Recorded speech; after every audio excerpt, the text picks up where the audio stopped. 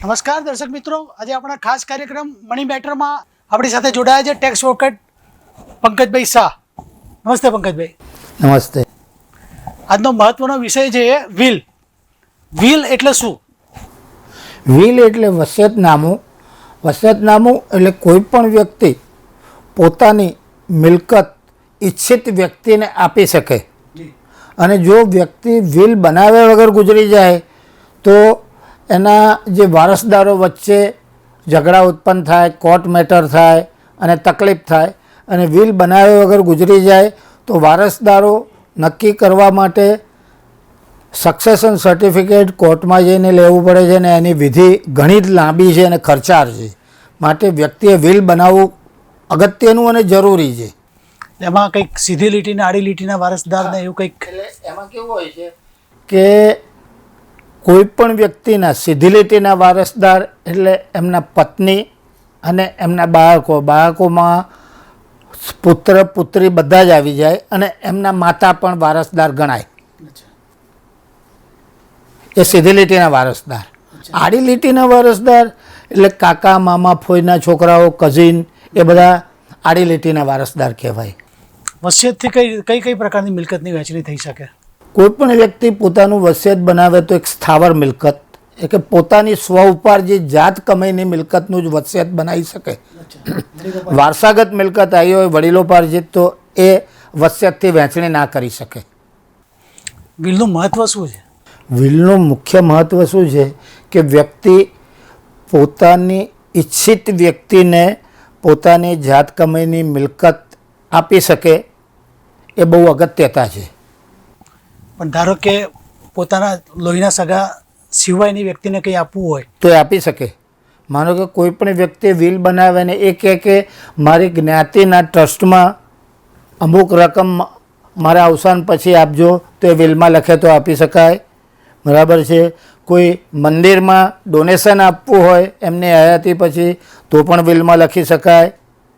અને એમના સીધી લીટીના વારસદાર સિવાય પણ કોઈને કંઈ આપવું હોય, અમુક રકમ કે મિલકત આપવી હોય તો વિલમાં લખે તો આપી શકાય છે. આમાં વ્યક્તિગત વિલ થઈ શકે કે પતિ પત્નીનું સંયુક્ત વિલ? ના, પતિ પત્નીનું સંયુક્ત વિલ કોઈ દિવસ ના થાય. પતિ પત્નીનું વિલ જુદું જુદું જ બનાવવું પડે. કારણ કે પત્નીની સ્વઉપાર્જિત મિલકત હોય, તે ઉપરાંત પતિને સ્ત્રીધનની મિલકત. સ્ત્રીધનની મિલકત એટલે પત્નીને તેના લગ્ન સમયે સાસરી તરફથી, પિયર તરફથી અને સગાવાલા તરફથી જે દાગીના કે જે કંઈ બક્ષિસ મળી હોય એ સ્ત્રીધનની મિલકત કહેવાય. ધારો કે કોઈ વ્યક્તિ છે પોતે વિલ બનાવ્યા વગર જ જો ગુજરી જાય તો કયા પ્રકારના પ્રશ્નો ઉદ્ભવે આમાં? કોઈ પણ વ્યક્તિ વિલ બનાવ્યા વગર અવસાન પામે તો પહેલી વસ્તુ તો તેના વારસદારોએ એ મિલકત મેળવવા માટે કોર્ટમાંથી સક્સેશન સર્ટિફિકેટ લેવું પડે અને પ્રોબેટ લેવું પડે. એટલે એ વિધિ 8 થી 10 મહિનાની છે અને બહુ ખર્ચાળ છે. કારણ કે પ્રથમ તો સીધી લીટીના વારસદારો નક્કી કરવા પડે, એ કોર્ટ નક્કી કરે, અને એમાં પેઢીનામું બનાવવું પડે. આખી પ્રોસિજર બહુ જ લંબાઈ જાય, અને ઘણીવાર તો એમાં 2-2, 3-3 વર્ષ નીકળી જાય છે, અને ઘણીવાર એમાં ડિસ્પ્યુટ પણ ઊભા થાય છે. તો જે આખી જિંદગી મહેનત કરીને જે મિલકત ઊભી કરી હોય એ સાચી વ્યક્તિના હાથમાં જતી નથી. એટલે પાછળથી કકરાટ ન થાય. કકરાટ ના થાય એટલા માટે વિલ બનાવવું જરૂરી છે. ઘણા અત્યારે શું છે કે એવું સમજે છે કે વિલ બનાવવું એટલે જ્યારે માણસ જે ફિલ્મોમાં બતાવે છે કે મરણ પથારીએ હોય ને હોસ્પિટલમાં હોય ત્યારે જ વિલ બને, એવું નથી. વિલ સાદા કાગળ ઉપર થઈ શકે? વિલ સાદા કાગળ ઉપર જ થાય, એમાં કોઈ પણ સ્ટેમ્પ પેપરની જરૂર નથી. વિલમાં મુખ્ય વસ્તુ એ છે કે એમાં 2 સાક્ષીની સહીઓની જરૂર પડે, અને શક્ય હોય ત્યાં સુધી ડૉક્ટરનું મેડિકલ સર્ટિફિકેટ લેવું સારું કે વિલ બનાવનાર વ્યક્તિ સભાન અવસ્થામાં અને સક્ષમ છે. અચ્છા, કોઈના દાબ દબાણ વગર રાઈટ એ બનાવે. વિલની સબ રજિસ્ટરમાં કે એમાં નોંધણી કરાવવી જરૂરી છે? વિલમાં સામાન્ય રીતે 2 સાક્ષી પૂરતા છે, પણ જો કોઈ પણ વ્યક્તિને એમ લાગે કે મારા અવસાન પછી કંઈક ડિસ્પ્યુટ ઊભા થવાના છે તો સબ રજિસ્ટ્રાર પાસે રજિસ્ટર કરાવવું હિતાવહ છે. નહીતર નોટરાઇઝ વિલ કરે, નોટરી સહી સિક્કા કરે તો પણ ચાલે. રાઈટ. પ્રથમ પત્ની અવસાન પામી હોય અને બીજી પત્ની હયાત હોય, એવા સંજોગોમાં કયા પ્રકારનું વિલ થઈ શકે? એમાં શું છે કે પ્રથમ પત્નીના વારસદારો એ ફર્સ્ટ બ્લડ કહેવાય અને બીજી પત્નીના વારસદારો સેકન્ડ બ્લડ કહેવાય. એટલે પહેલો રાઈટ પ્રથમ પત્નીના વારસદારોનો હોય. પણ વિલમાં જો એ વ્યક્તિએ પ્રથમ પત્નીના વારસદારોને અને બીજી પત્નીને વહેંચણી કરી હોય તો આપવું પડે, એનો રાઈટ રહે બીજી પત્નીનો. પણ વિલ ના બનાવ્યું હોય તો પાછા એ જ ડિસ્પ્યુટ ઊભા થાય. વિલ સામાન્ય રીતે કેટલા પ્રકારના હોય? વિલ સામાન્ય રીતે બે પ્રકારના હોય છે. એક કન્ડિશનલ વિલ, શરતી, કે એમાં અમુક કન્ડિશન મૂકી હોય કે ભાઈ મારી હયાતી દરમિયાન મારી જે જિંદગી પર્યંત સેવા કરે અને આ મિલકત આપવી, એવી કન્ડિશન મૂકી હોય તો એ કન્ડિશનલ વિલ કહેવાય. અને બીજું નોર્મલ વિલ. અને ત્રીજું અત્યારે સામાન્ય રીતે એક પ્રથા ઊભી થઈ છે અને ફોરેનમાં એ છે કે વિડીયો કોલિંગથી વિલ બનાવે છે. એ પણ એલાવું છે કે વ્યક્તિ હોસ્પિટલમાં હોય, સહી ના કરી શકતી હોય તો એનો વિડીયો ઉતારે અને વિડીયો કોલિંગથી અને બે સાક્ષીના પણ સ્ટેટમેન્ટ લે વિડીયોમાં, અને એ વિડીયો કોર્ટ માન્ય રાખે છે.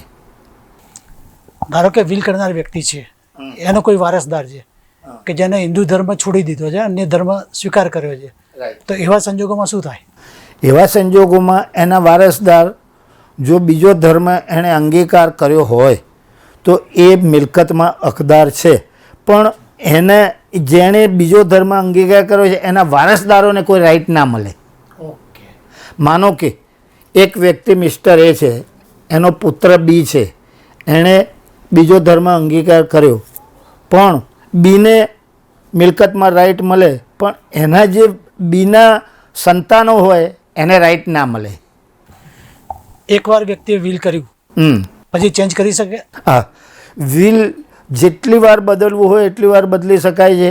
અને એ બદલતી વખતે એક વાક્ય લખવું પડે કે આ અગાઉ મેં જે વિલ બનાવ્યા છે તમામ રદબાતલ ગણવા, અને આ મારું છેલ્લું ને આખરી વસિયતનામું છે. વિલનો અમલ ક્યારે થાય? વિલનો અમલ વ્યક્તિના હયાતી પછી, એના મૃત્યુ પછી જ એનો અમલ થાય. એમાં જેમ ફિલ્મોમાં બતાવે છે એ પ્રમાણે ધારો કે કોઈ સગીર વ્યક્તિ હોય તો એનો અમલ કરાવનાર કોણ હોય?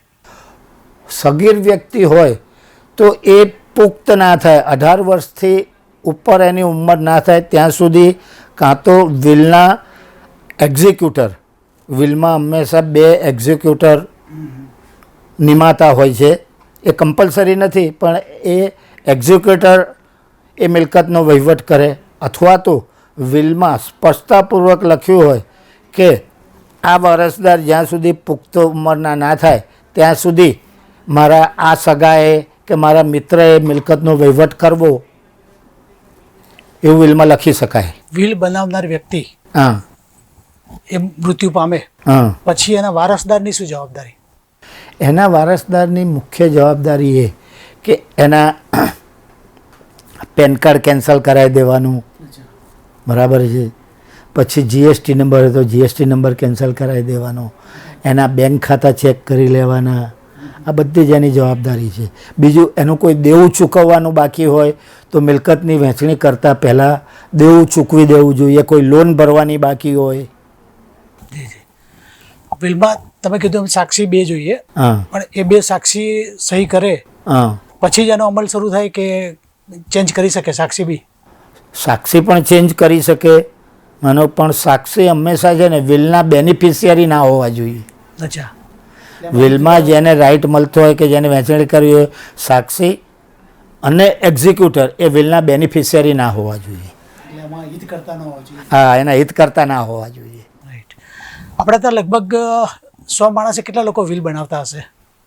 આજે સામાન્ય રીતે કોરોના પહેલાં છે ને લોકો કે મારે એક જ પુત્રે જો વિલ બનાવવાની જરૂર શું છે, નહોતા બનાવતા.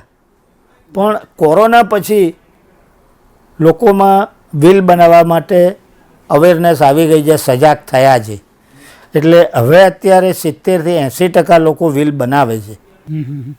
વારસાઈ એટલે શું? વારસાઈ એટલે સક્સેશન. તમારા જે વારસદારો હોય એની વારસાઈ કરવી પડે, બરાબર છે. એનું પેઢીનામું બનાવે. પેઢીનામામાં એવું લખાય છે કે મારા સીધી લીટીના વારસદારો નીચે મુજબ છે. તો સ્થાવર મિલકત છે એ સિવાયના ધારો કે બેંક ખાતા કે મ્યુચ્યુઅલ ફંડ કે બધામાં જે નોમિની મૂકે છે, તો નોમિની બીજા હોય અને વારસાઈમાં ઉલ્લેખ કરેલો હોય તો વિવાદ થઈ શકે. હા, એવું છે. નોમિનેશનનો કાયદો શું કહે છે? નોમિની ફક્ત એ મિલકતનો વહીવટ કરતા છે, હકદાર નથી, માલિક નથી. માનો કે આપશ્રીએ વિલ કર્યું અને એમાં નોમિની તરીકે મારું નામ લખ્યું, તો પછી તમે વિલમાં લખી શકો કે હયાતી પછી આ મિલકત મારા સનને આપવી, તો નોમિનીનો કોઈ રાઈટ ના રહે. નોમિની તો ખાલી વહીવટ કરતા છે સેફટી માટે, એ માલિક નથી મિલકતનો. વિલ કયા કયા પ્રકારની વસ્તુનો થઈ શકે? વિલ સ્થાવર મિલકત અને જંગમ મિલકત. સ્થાવર એટલે ઇમૂવેબલ પ્રોપર્ટી અને મૂવેબલ પ્રોપર્ટી. ઇમૂવેબલ પ્રોપર્ટીમાં જમીન, મકાન, દુકાન એ બધું આવે. અને મૂવેબલ પ્રોપર્ટી એટલે બેંક એફડીઆર, પોસ્ટ ઓફિસની બચત, શેરો, ગાડી, એ મૂવેબલ કહેવાય. અને ગુજરાતીમાં એને જંગમ મિલકત કહે છે. તો આ હતા ટેક્સ એડવોકેટ પંકજભાઈ શાહ.